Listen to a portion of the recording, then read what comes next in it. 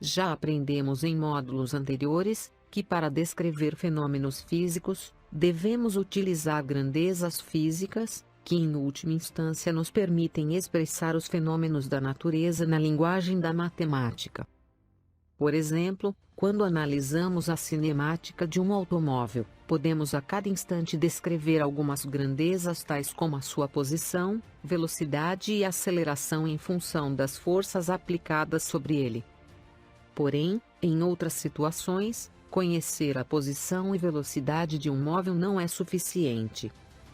Tudo depende da situação que estivermos analisando. Imagine dois automóveis de massas iguais, com velocidades constantes, porém diferentes. Neste cenário, qual deles provocaria maior impacto no caso de colisão com um obstáculo em repouso? É notório que mesmo possuindo as mesmas massas, o automóvel com maior velocidade irá provocar maior estrago, indicando claramente que a velocidade do corpo é um fator fundamental na colisão. Imagine agora uma outra situação. Um trem carregado e um automóvel de passeio, ambos movendo-se com a mesma velocidade. Neste caso, qual deles provocaria maior estrago colidindo contra um obstáculo? A experiência mostra que, apesar da velocidade dos móveis serem iguais, o trem irá provocar um impacto maior, já que a sua massa é muito maior que a do automóvel de passeio. Analise mais uma situação. Um navio cargueiro prestes a atracar em um cais de porto. Em função de sua enorme inércia, e em movimento, os motores do navio necessitam ser desligados muitos quilômetros antes de atracarem, evitando assim uma transferência colossal de quantidade de movimento para o cais. Caso o comandante não siga essa orientação, o desastre é iminente.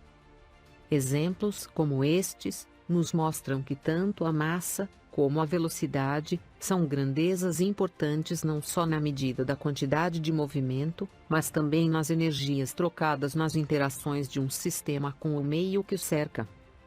O conceito de energia, e sua conservação, serão objetos de estudo do próximo módulo deste curso.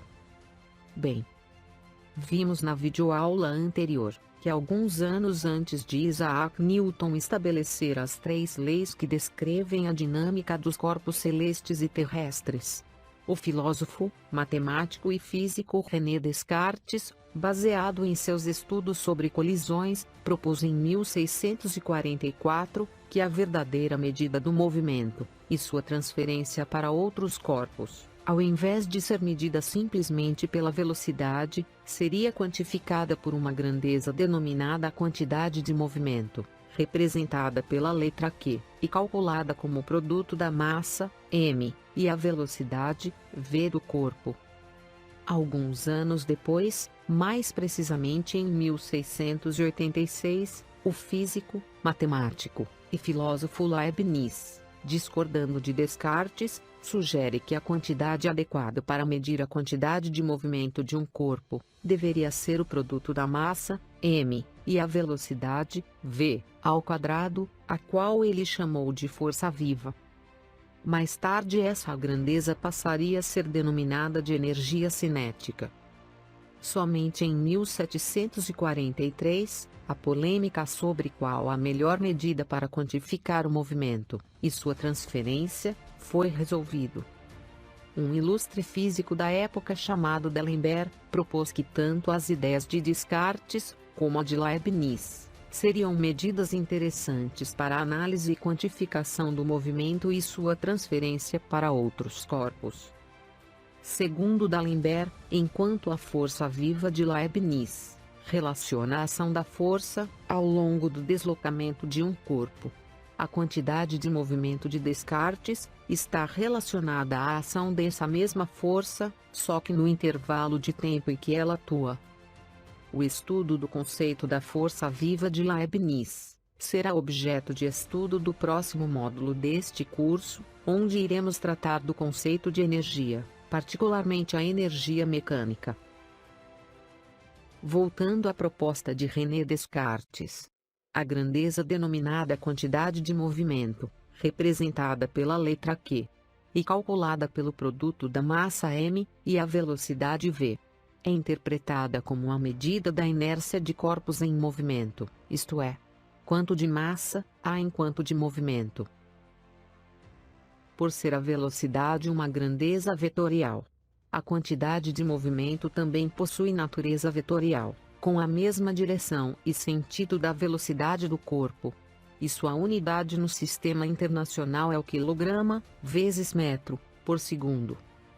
É importante lembrar que na literatura científica, a quantidade de movimento também é designada por momento linear, momentum, ou simplesmente momento.